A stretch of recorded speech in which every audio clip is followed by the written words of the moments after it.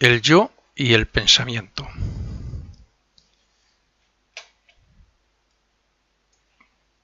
Tenemos hoy la conciencia tan apegada a todo lo que nos rodea en ese mundo físico que no nos damos cuenta de cómo funciona nuestro aspecto interno.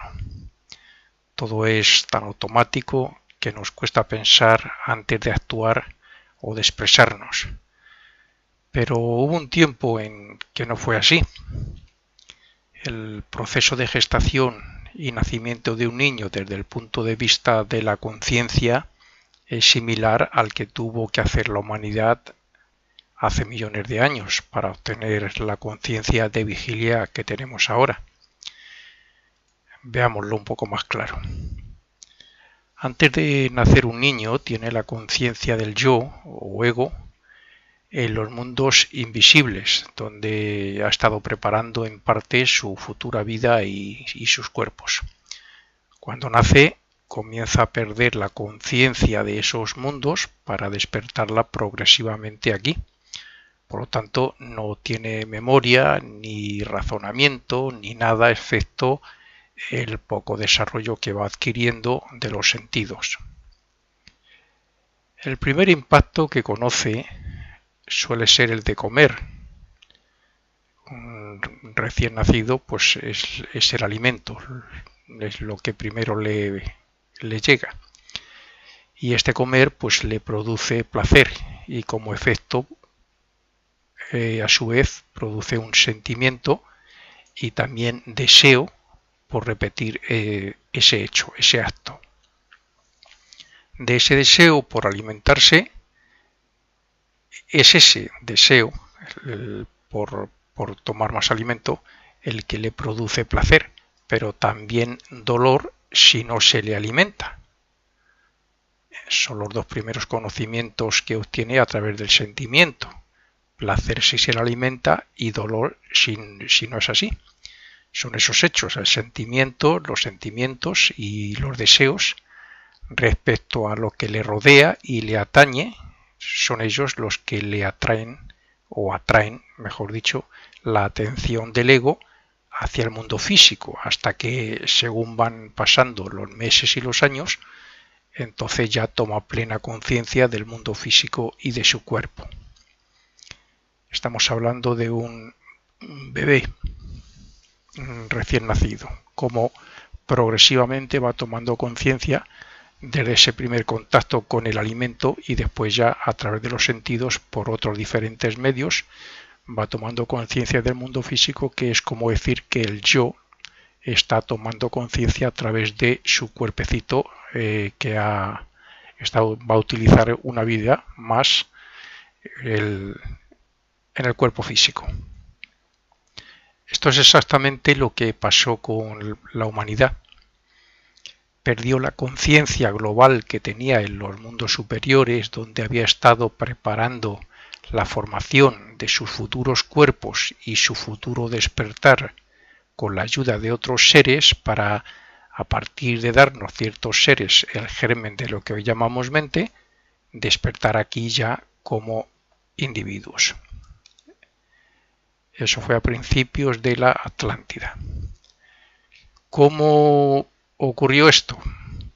Igualmente que el niño, la necesidad de alimento, el frío, el calor, la relación con otros seres, la muerte incluso, etcétera, hizo que el yo sintiera interés por esos hechos que les llegaban externa e internamente cuando todavía era guiado como hoy esos seres guían a los animales. A nosotros nos guiaron igual, teniendo la conciencia en esos mundos, pero fue también a través de la necesidad de alimento, el placer del alimento, el frío, el calor, el contacto con otros hermanos nuestros encarnados, e incluso la muerte, todas esas cosas, lo que hicieron que ese yo, que nunca había estado conscientemente aquí en el mundo físico, ni era consciente del cuerpo físico, se fuera haciendo consciente progresivamente. Pues exactamente igual que los niños recién nacidos según van pasando los días, los meses y los años. Un impacto físico crea una comunicación desde el sentido que lo percibe hasta el cerebro por medio del sistema nervioso. Este cerebro físico lo comunica al cerebro etérico por medio de una vibración en los éteres. El cerebro etérico estimula un sentimiento o emoción en el cuerpo de deseos como efecto del impacto o sensación.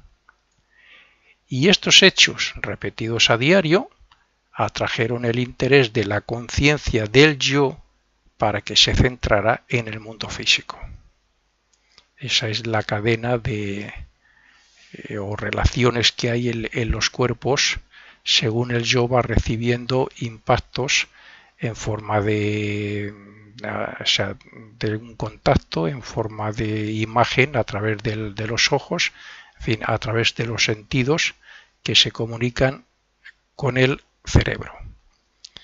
A partir de ahí comenzó a desarrollar la mente y a razonar gracias a que con cada experiencia se iba grabando en el átomo simiente, que ya hemos hablado de él muchas veces, haciendo que el ego reconociera muchos de los impactos y de las sensaciones que despertaban estos. Por tanto, es el yo, el pensador y conocedor, quien relaciona y ordena las sensaciones que le llegan y va reconociendo los sentimientos y emociones hasta que obtiene el conocimiento suficiente como para pensar como un yo individual. Pero cuando digo que esos impactos y sensaciones despertaban el interés del yo, también me refiero a que el yo se hacía un observador de sí mismo. Al recibir cualquier estímulo, impacto, imagen a través de los sentidos, reaccionaba sobre sí mismo y observaba lo que ocurría ahí. Y eso, lo que ocurría, es lo que le llevaba luego a observar fuera. Lo que le hizo progresar también a pasos agigantados. Hoy precisamente ocurre lo contrario. Todo es tan automático que no nos damos cuenta, y si nos damos cuenta normalmente no nos importa, de que ciertos hechos, palabras, sensaciones, etcétera, despierten en nosotros respuestas de maldad que nos perjudican a nosotros mismos y al prójimo. Vamos así por la vida sin dar importancia a lo que ocurre en nuestro aspecto interno, y en el externo, pues aunque lo veamos casi no le damos importancia. Nos hemos acostumbrado a ese cierto grado de maldad que es tan común, desde una simple crítica pues hasta ver un aspecto negativo en los demás, y no nos damos cuenta de que ahí hay un germen del mal. Nos hemos olvidado de observar y de observarnos, de discernir y de analizar cómo actúa la mente según los impactos que la llegan. Y lo peor es que con cada repetición grabamos más profunda e intensamente esa respuesta, creando así un mal hábito que a veces se convierte en obsesión por el hecho de dar tantas vueltas a la cabeza a un mismo problema o preocupación. Por tanto, debe quedar claro que un impacto externo es una sensación que produce placer o dolor, pero eso solo por sí mismo no trae progreso. Para que haya progreso en forma de conocimiento, memoria y conocimiento en general, bueno, pues el yo debe observar y pensar. El resultado de una sensación lleva al cerebro una imagen y ésta llega a la mente. Pero si no observamos de qué se trata y no razonamos, poco provecho podemos extraer de la experiencia, poco desarrollo se va a hacer de la mente. Está demostrado que pensar, razonar, es incluso un gran beneficio para la salud. Hay quien sigue creyendo que él mismo es el fruto de todo lo que le ha ocurrido desde que nace y lo que le ha influenciado mentalmente en este mundo que ya existía en el momento de su nacimiento. Hasta cierto punto es cierto que las influencias y la educación que ha recibido tiene un gran grado en lo que sea él, ¿no? En lo que se ha convertido o se ha formado. Una influencia muy importante, pero no es del todo así.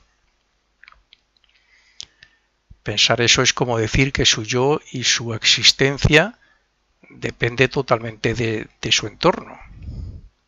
O sea, que los niños nacidos de unos mismos padres, con una misma educación y con un medio ambiente similar donde crezcan, dicha infancia les debería de hacer iguales si eso fuera cierto. Por lo tanto, no es las circunstancias desde que nacemos hasta ahora lo que nos ha hecho así. Hay un yo, hay una voluntad, hay un libre albedrío, hay una mente para razonar, hay un aspecto observador, hay una atención que se puede prestar para unas cosas o para otras no. Entonces no somos el resultado de lo que nos afecta solamente, porque ya además traemos otras cosas. Todos sabemos que incluso los gemelos, criados por sus padres en un mismo hogar y con una misma enseñanza y educación, traen algo en su naturaleza o en su carácter que les diferencia. Es decir, que no pensarán ni sentirán igual y se diferenciarán en otras cosas que no tienen por qué ser físicas, aunque fueran exactamente igual físicamente. Las experiencias de su yo en sus anteriores vidas les diferenciará. Uno habrá desarrollado ciertas virtudes, ciertas cualidades y otros no. U otros habrán desarrollado otras que los otros no. Y esto es así porque el yo reencarnante, el pensador, trae como naturaleza propia el resultado o quinta esencia de sus anteriores vidas, con sus variadas y diferentes experiencias en comparación con otros yoes. En base a todo ese pasado, cada yo autoconsciente de sí mismo tiene su propio concepto, así como del entorno donde haya renacido. Así, a un ego muy desarrollado le costará mucho hacer daño al prójimo, mientras que a otro le será muy fácil hacerlo y no lo contrario. Y es que después de cada muerte física debemos hacernos responsables de todo el mal cometido contra el prójimo, incluso con el pensamiento. De esta forma, la conciencia de ese yo se hace más individual y poderosa y eleva su naturaleza interna, que aquí llamamos carácter. Esos dos gemelos que decíamos tendrán la misma educación, la misma enseñanza y se parecerán en ciertas cosas, pero en su aspecto interno siempre mostrarán su naturaleza propia de acuerdo a sus anteriores vidas, a los resultados de sus anteriores vidas. Y no han podido ser las mismas en esos dos yoes, que ahora son gemelos. Si pudiésemos reunir a toda una raza de animales para preguntarles que quiénes son, no obtendríamos respuesta, porque no tienen autoconciencia como individuos separados unos de otros, sino que su conciencia es grupal. La conciencia, lo que llamamos conciencia en nosotros, en una raza de animales, vamos a suponer una raza concreta de perros, es una conciencia que concierne, que agrupa a todas las conciencias relacionadas con cada perro de esa misma raza. Pero la conciencia de lo que, refiriendo a lo que nosotros entendemos por conciencia, en realidad está en el espíritu grupo que les guía a todos.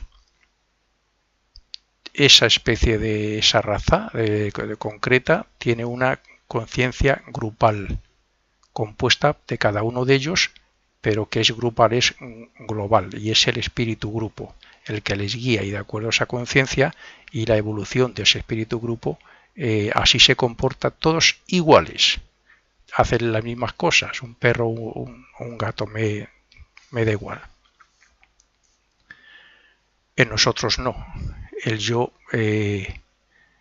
sean gemelos, sean mellizos, seamos quienes seamos unos con otros, estemos muy juntos, muy separados, siempre traemos una naturaleza individual, por todo, como resultado de todas las vidas que hemos estado aquí en la Tierra. Por otro lado, tampoco estos animales tampoco podrían razonar lo dicho aquí, porque tampoco tienen mente para discernir, como sabemos. Si preguntáramos lo mismo a una persona totalmente anestesiada o dormida, tampoco obtendríamos respuesta, porque su yo no se encuentra dentro del cuerpo físico, no está en contacto con el cerebro directamente como cuando está despierta, y no está conectado ni con su mente ni con el cerebro, ni con el sentido del oído, tampoco, o sea, ni nos escucharía lo que le preguntáramos. En el caso de los animales no pueden responder porque no han obtenido la conciencia del yo, o sea, no son conscientes de sí mismos. En el caso de las personas no pueden respondernos porque no están dentro del cuerpo físico, ni conectados al cerebro ni a los sentidos, aunque tengan conciencia de sí mismos, que sí la tienen cuando están despiertos o cuando estamos despiertos. Las plantas nacen, crecen y mueren, pero no sienten ni tienen sentidos como los animales. Los animales tienen cerebro, sistema nervioso y sentidos como nosotros, pero no tienen desarrollado ese yo que les hace conscientes de sí mismo y del mundo físico y que hace sentirnos individuales y con conciencia y voluntad propia. ¿Por qué hay estas diferencias? Pues porque el hombre comenzó su evolución antes que esos reinos, y porque aunque nuestra vida proceda de la misma fuente que la suya, y aunque hayamos pasado por estados de conciencia similares a las de ellos, nosotros estamos destinados a ser humanos, fuimos destinados, ahora ya lo somos, a ser humanos autoconscientes de este mundo y de nuestro cuerpo físico. Y ellos, sin embargo, todavía no, están predestinados, como es lógico también, pero todavía no lo son. En los próximos periodos lo alcanzarán. Si preguntamos a una persona que si existe, nunca podrá negarlo, porque es consciente de sí mismo y porque piensa. De hecho, Descartes tuvo que ver una relación entre la conciencia de sí mismo como yo con el hecho de pensar, cuando dijo aquello de pienso, luego existo. Pero lo cierto es que para pensar tiene que haber un yo o conciencia con voluntad propia que se reconozca a sí mismo como individuo. De acuerdo con esto, la mayoría piensa que es la mente o incluso la voluntad. Pero lo cierto es que, aunque estos dos aspectos pueden formar parte de él y de sus expresiones, el yo es algo más que la voluntad y la mente. Cuando dormimos y el yo está fuera del cuerpo físico, es como si la persona no existiera. Pero cuando está dentro se muestra de diferentes formas. Cuando está fuera digo que es como si no existiera porque el yo no está dentro, y al no estar dentro ese cuerpo no puede responder, por mucho que le digamos, ni se levantará, ni se moverá, ni abrirá los ojos, ni nada, aunque esté vivo. Pero como digo, cuando está dentro, entonces se puede mostrar de diferentes formas, como por ejemplo por medio de la voluntad, por medio del sentimiento, del sentir, y por medio del conocimiento que obtuvo y obtiene a partir de reconocerse como un yo separado de todo lo que le rodea. Así es que el yo autoconsciente piensa, siente, tiene emociones y ama, y se expresa por medio de la acción voluntaria y de la palabra. El yo no puede decir que es un perro o una mesa, porque sabe que él no puede sentir ni pensar, ni expresarse por medio de ellas, y por eso para él el perro y la mesa pues son algo así como un no yo, es algo ajeno a él, al yo. El yo puede sentir y utilizar sus miembros como algo suyo, pero esos miembros, por ejemplo un brazo o una pierna, no piensan ni tienen conciencia de sí mismos ni voluntad propia, aunque sea una pierna nuestra. Por tanto, también se pueden considerar no yo. El cuerpo físico es un no yo, porque el cuerpo físico no soy yo, es un vehículo que estoy utilizando. Ni siquiera el cerebro puede ser autoconsciente de sí mismo ni tener voluntad, porque no es el yo. El cerebro existe cuando dormimos, pero no expresa nada a través de los sentidos. ¿Por qué? Pues porque no está el yo dentro del cuerpo. Y como no está el yo, por tanto el cerebro tampoco es el yo. Ni la mente tampoco puede ser el yo, porque el yo solo demuestra su voluntad y su autoconsciencia cuando la gobierna, haciendo que piense o que no piense cuando él y como él quiera. Así es que no nos queda más remedio que admitir que el yo está por encima de la mente y que a través de ella puede controlar todo lo demás, siempre que esté dentro del cuerpo físico y conectado a su cerebro.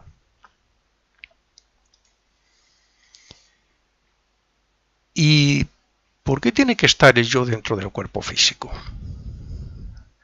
Pues para ser consciente, porque si no tiene conciencia de su cuerpo y de lo que le rodea, no puede reconocer ni responder. La conciencia se obtiene a través de la relación que hay entre el yo y lo que le rodea. Es decir, si lo que consideramos no yo le afecta al yo, éste nunca conocerá a ese no yo. Y nunca será afectado por él. Por tanto, al no poder diferenciarse de ese no yo, no obtiene la conciencia de sí mismo. Cuando se diferencia y nota esa diferencia entre algo extraño o no yo, que se diferencia del yo, es cuando comienza a reconocer que hay una relación entre el no yo y el yo.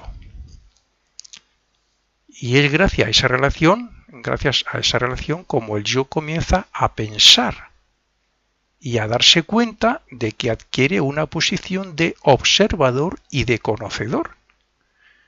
Cuando el yo, al principio, cuando se le dio el germen de la mente y comenzó a utilizarla y, como he dicho, a tomar conciencia del mundo físico, según los impactos que recibían, le hacía autoobservarse, observar primero en el interior qué ocurría, y así fue despertando, o sea, desarrollando ese germen de la mente y se fue dando cuenta de que había cosas que no era él, había cosas extrañas que él no las vivía como yo.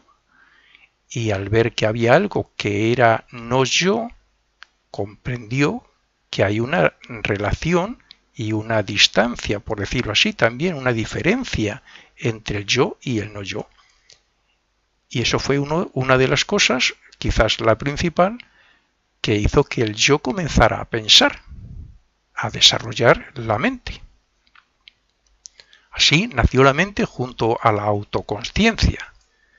Y por eso la mayoría de las personas creen que la mente es el yo o conocedor.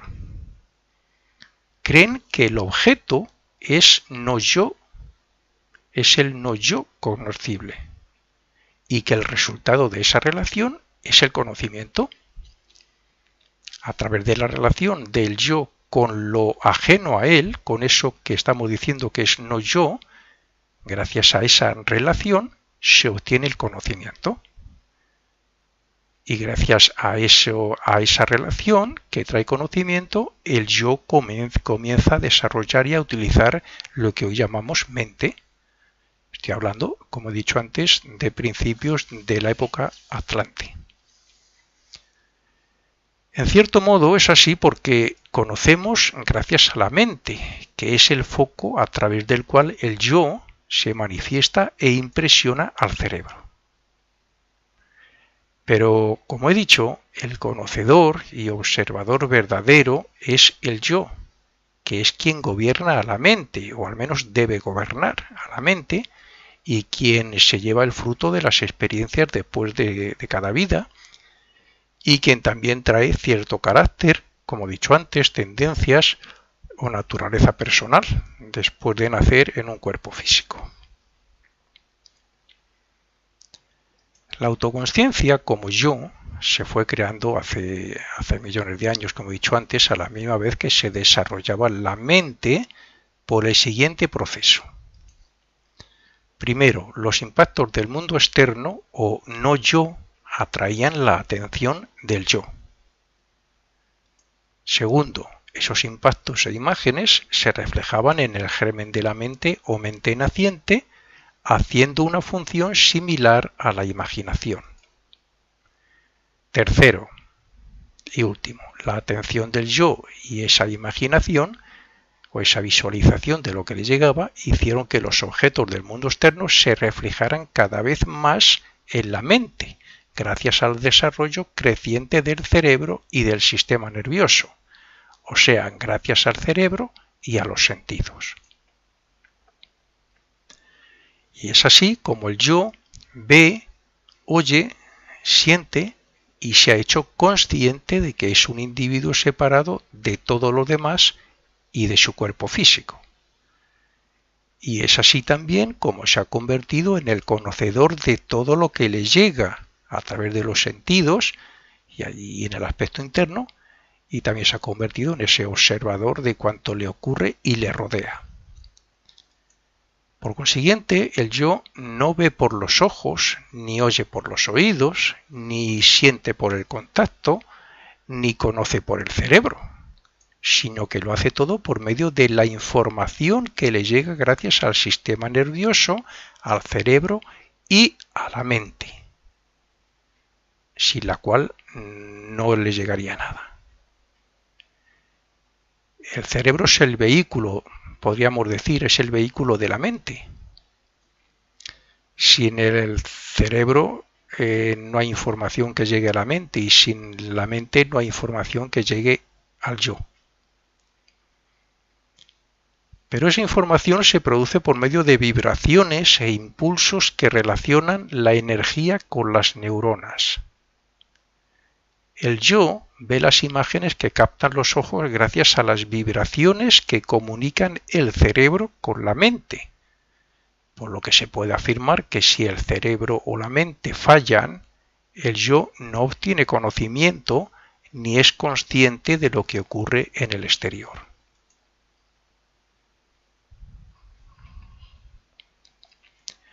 El espacio, y más concretamente la atmósfera de la Tierra, es como un mar de materia de diferentes grados de densidad y de vibración que nos afecta y que a la vez responde a los diferentes órganos o vehículos que el yo utiliza en sus renacimientos.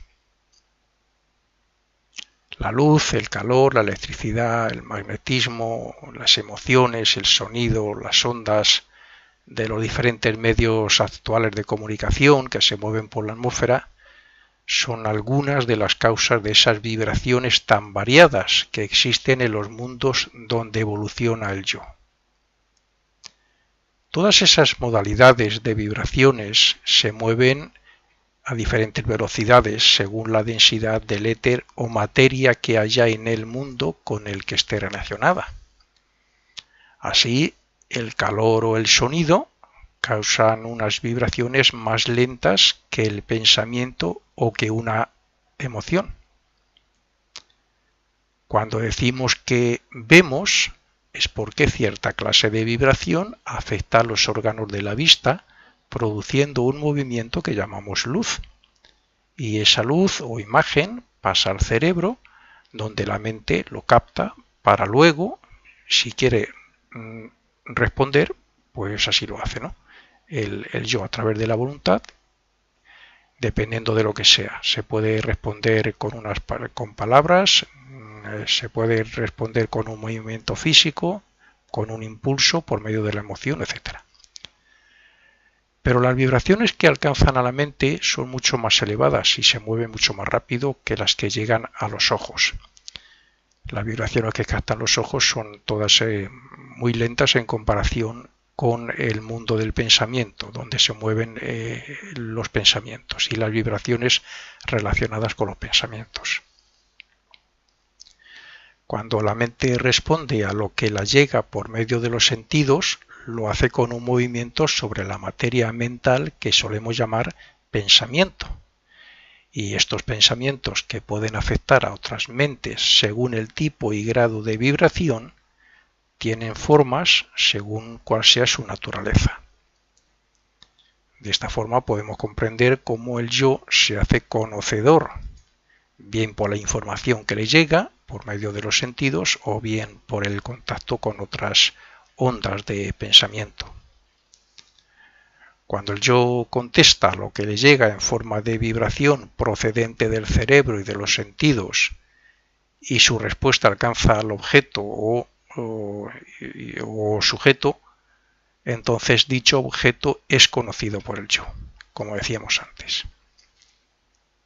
Es cómo se obtiene el conocimiento. El yo se hace conocedor, obtiene memoria y evoluciona principalmente gracias a la observación exacta de los hechos, al interés, a la intención, a la propia observación en sentido interno y al discernimiento incluso. Si solo se observa superficialmente, si no se pone interés en conocer y si apenas se razonan las cosas, no llegará al yo como verdad o realidad, sino como unos simples hechos borrosos. Cuanto más claro, cuanto más concentración, cuanto más claridad en los pensamientos, en el hecho de pensar, con más claridad llegan al yo. Cuanta más concentración y cuanta más intención por parte del yo, también más materia de las regiones superiores del mundo del pensamiento formarán el cuerpo mental. Cuanta más materia mental y más elevada sea su vibración, más diferente, real y claro será el mundo para el yo. Démonos cuenta de que el mundo del pensamiento es una expresión mental de Dios que representa a su mente, gracias a cuya materia debemos acercarnos en conciencia a Él. Por tanto, debemos dejar de pensar tanto en lo material y objetivo para pensar en lo espiritual y subjetivo, que es la manera de utilizar la materia mental, la materia de este mundo del pensamiento, en particular de la más elevada.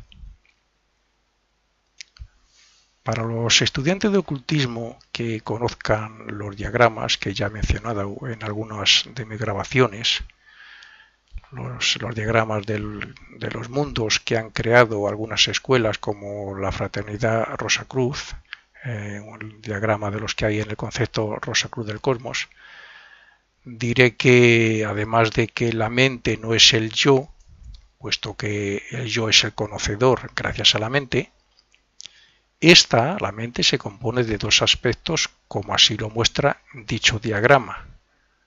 Vemos que el mundo del pensamiento en ese diagrama se divide en dos grandes regiones o dos bloques. Por un lado tenemos a la mente abstracta, donde se sitúa el vehículo del yo, normalmente llamado el cuerpo causal.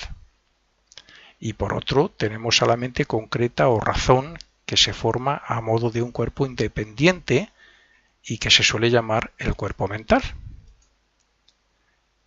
o la mente para muchos.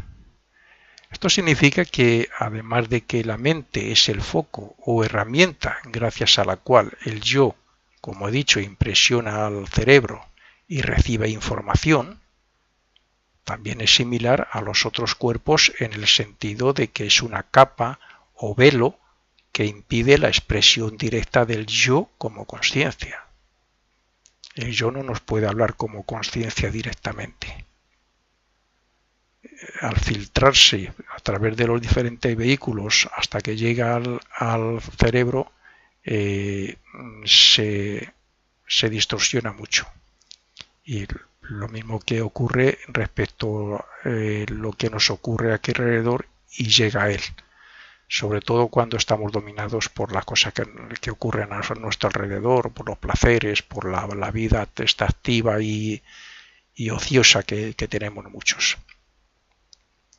Los ocultistas que hemos profundizado en estos conocimientos sabemos que al descender un ego o un yo para renacer, atrae materia del mundo del pensamiento, materia del mundo de deseos y otro tanto de la región etérica y del mundo físico para construir sus cuerpos, que es como decir que se ha envuelto, esa conciencia se ha envuelto en varias capas que le impiden ver y expresarse como debería de ser, o sea, como podría hacerlo.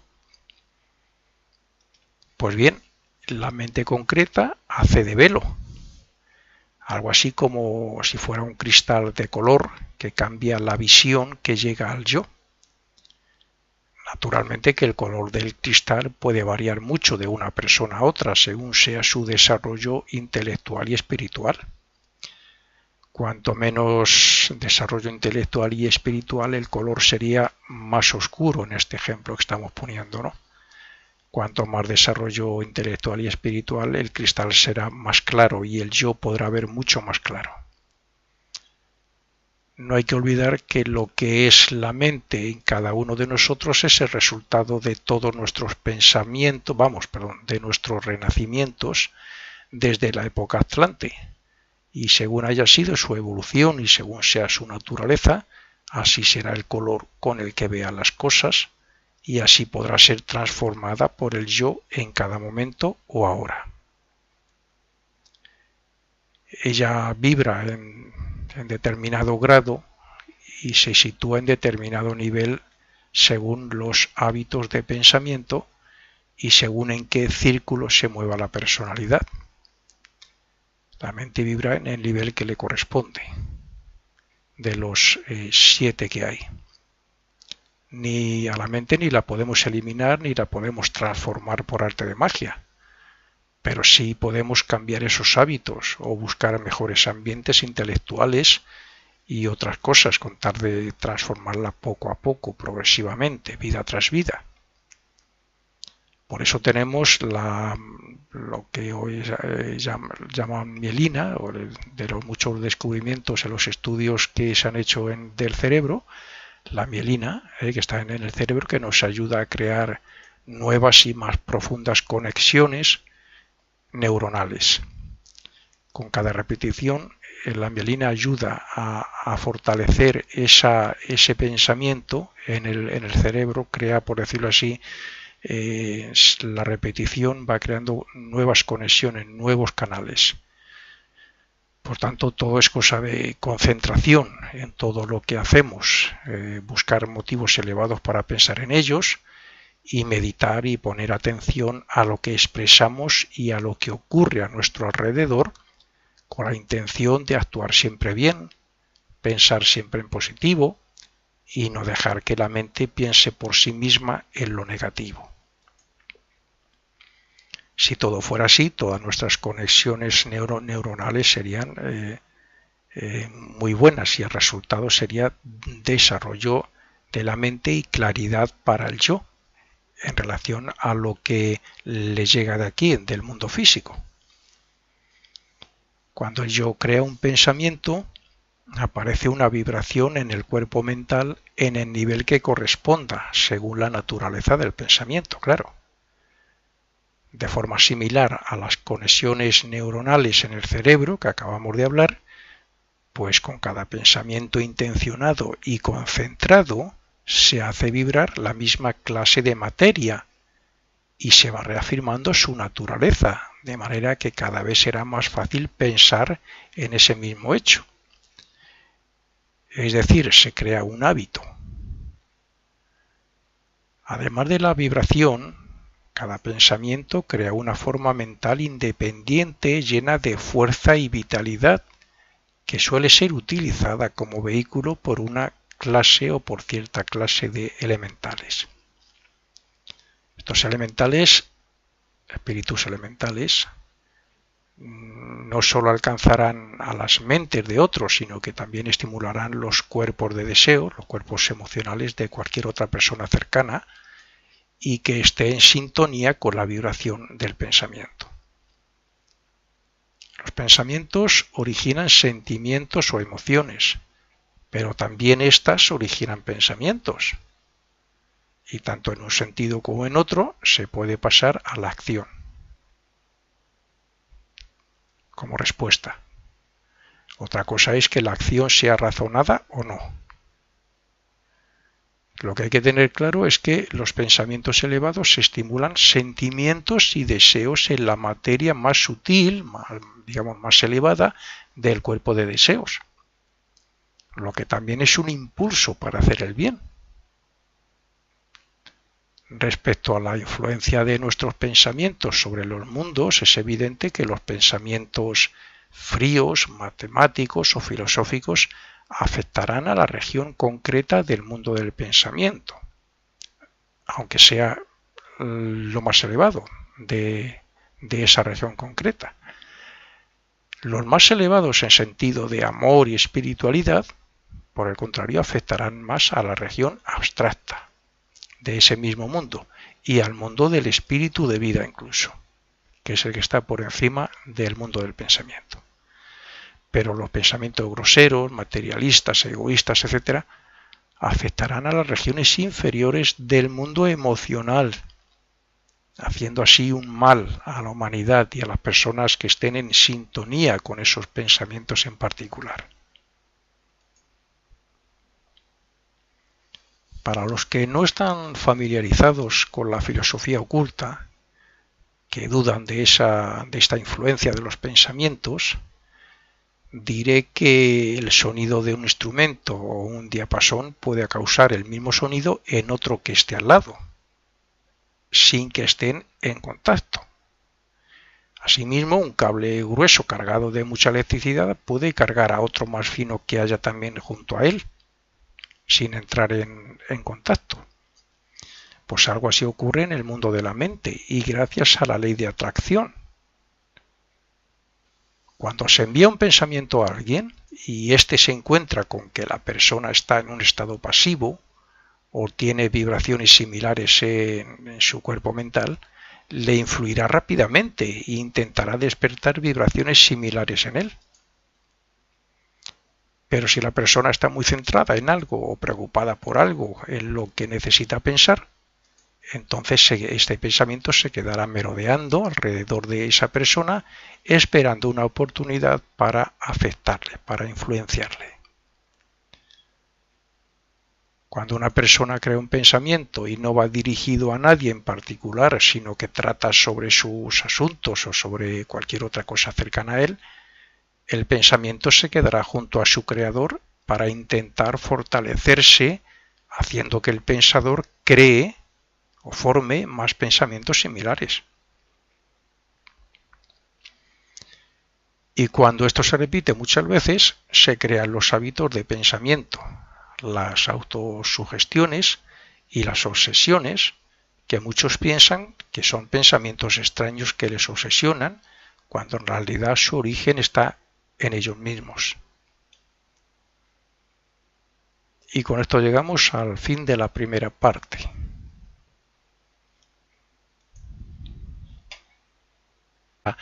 A partir de darnos ciertos seres el germen de lo que hoy llamamos mente, despertar aquí ya como individuos.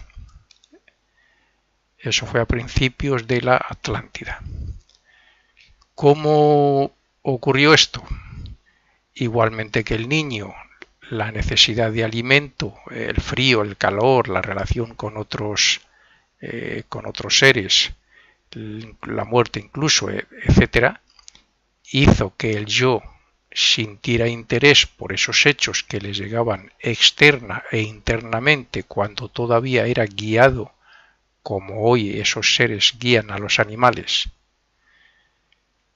A nosotros nos guiaron igual, teniendo la conciencia en esos mundos, pero fue antes de nacer un niño, tiene la conciencia del yo o ego en los mundos invisibles, donde ha estado preparando en parte su futura vida y sus cuerpos.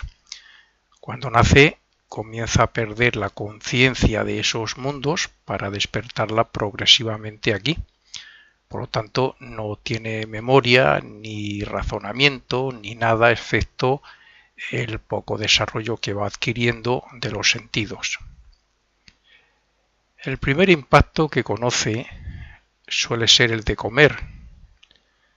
Un recién nacido pues es el alimento, es lo que primero le llega.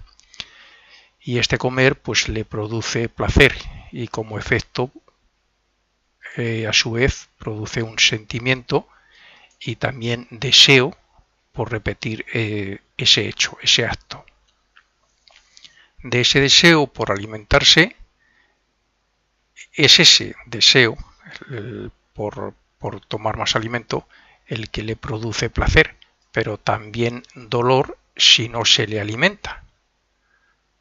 Son los dos primeros conocimientos que obtiene a través del sentimiento. Placer si se le alimenta y dolor si no es así.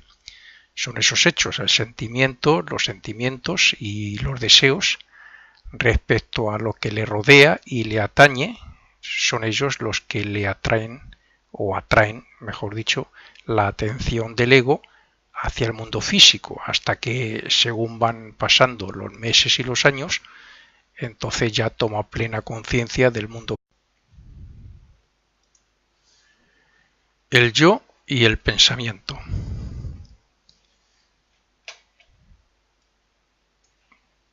Tenemos hoy la conciencia tan apegada a todo lo que nos rodea en ese mundo físico que no nos damos cuenta de cómo funciona nuestro aspecto interno. Todo es tan automático que nos cuesta pensar antes de actuar o de expresarnos. Pero hubo un tiempo en que no fue así. El proceso de gestación y nacimiento de un niño desde el punto de vista de la conciencia es similar al que tuvo que hacer la humanidad hace millones de años para obtener la conciencia de vigilia que tenemos ahora. Veámoslo un poco más claro. Físico y de su cuerpo. Estamos hablando de un bebé recién nacido, como progresivamente va tomando conciencia desde ese primer contacto con el alimento y después ya a través de los sentidos por otros diferentes medios va tomando conciencia del mundo físico, que es como decir que el yo está tomando conciencia a través de su cuerpecito que va a utilizar una vida más en el cuerpo físico. Esto es exactamente lo que pasó con la humanidad. Perdió la conciencia global que tenía en los mundos superiores, donde había estado preparando la formación de sus futuros cuerpos y su futuro despertar con la ayuda de otros seres para